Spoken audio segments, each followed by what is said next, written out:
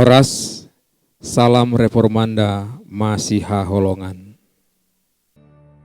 Nats pagi ini, Rabu 26 Mei 2021, terambil dari Roma 8 ayat 13.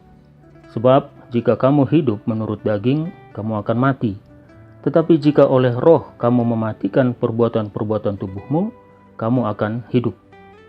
Ibu bapa dan saudara-saudara sekalian, ketika Alkitab menyebut kematian, kata itu kadang-kadang mengacu pada kematian fisik.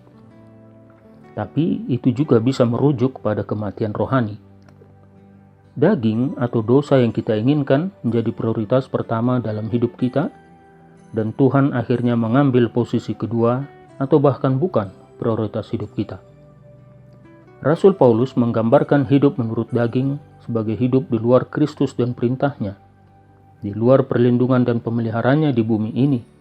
Dan dengan demikian mereka yang memilih untuk hidup tanpa Kristus tidak hanya akan menderita kematian rohani, tetapi juga berisiko untuk tidak mendapatkan kehidupan kekal di surga.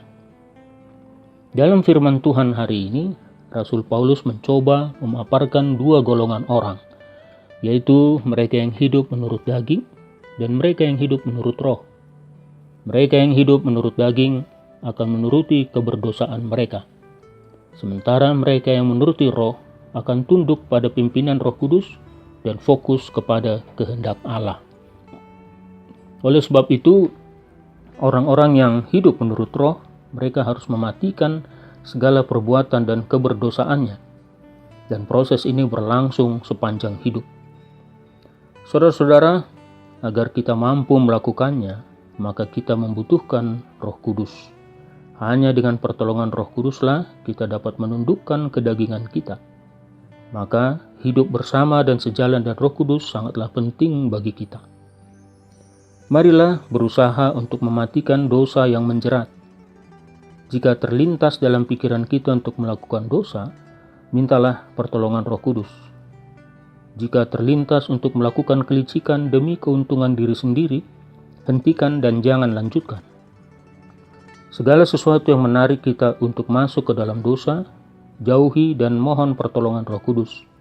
Sebab ingatlah, Allah itu kudus dan Dia membenci dosa.